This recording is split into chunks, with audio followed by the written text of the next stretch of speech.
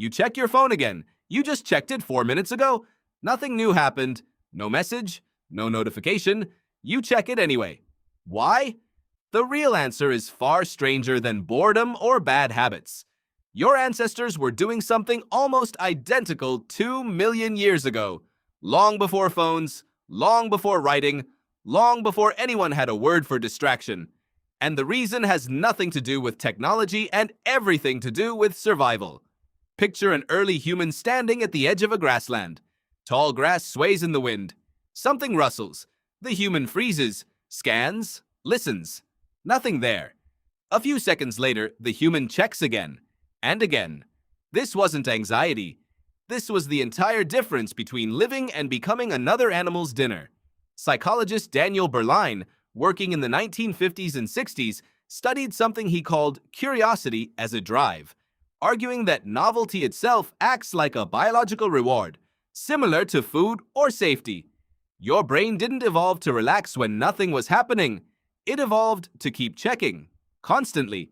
Because on the ancient savannah, the cost of missing a threat was death. But the cost of checking too often was, at worst, a little wasted energy. That math still runs in your head today. Except now, instead of grass and shadows, the thing you're scanning for is a screen. A small rectangle promising the exact same reward your ancestors were wired to crave. Information. New information, specifically. Because new information used to mean something urgent. A predator, a rival tribe, a shift in the weather. Ignoring new information could get you killed. Noticing it could save your life.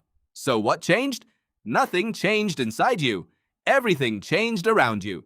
Neuroscientist Robert Sapolsky has spent decades studying stress and reward systems in the brain, and one of his most cited findings involves dopamine. The chemical most people assume is about pleasure. It's not. Dopamine is about anticipation. It spikes hardest right before a reward arrives, not after. Which means the moment right before you unlock your phone, that split second of not knowing what's waiting for you is doing more to your brain chemically than whatever notification actually shows up. Is that surprising? It gets stranger. Your ancestors' brains released that same anticipatory dopamine right before they discovered whether the sound in the bushes was a predator or nothing.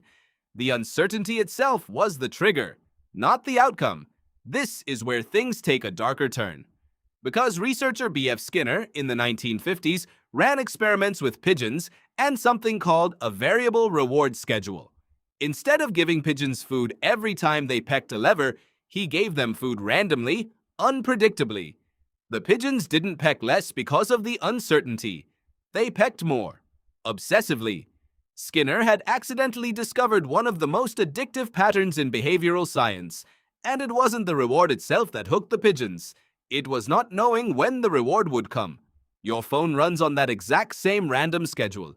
You don't know if the next scroll will show something boring or something fascinating. You don't know if checking your messages will reveal nothing or something important. That unpredictability isn't an accident of modern design. It's the same mechanism your ancestors' brains were shaped by long before any app existed, just aimed at a different target now. Think about what your ancestors actually needed to survive. Constant environmental monitoring, a brain that never fully settles, never fully relaxes, always keeping one eye on the horizon. That trait wasn't a flaw. It was a massive evolutionary advantage. The humans who checked their surroundings obsessively were more likely to notice danger early, more likely to notice opportunity too. Food sources, water, shifts in a herd's migration. The ones who didn't check as often simply didn't pass on their genes as reliably. So here's the twist. You are not broken. You are not weak-willed.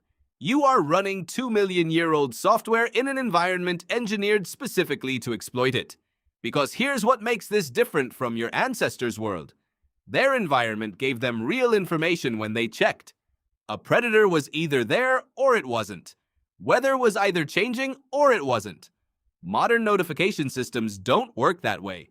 They are built by teams of engineers who study exactly what Skinner discovered, then design systems that maximize unpredictability on purpose because unpredictability keeps you checking.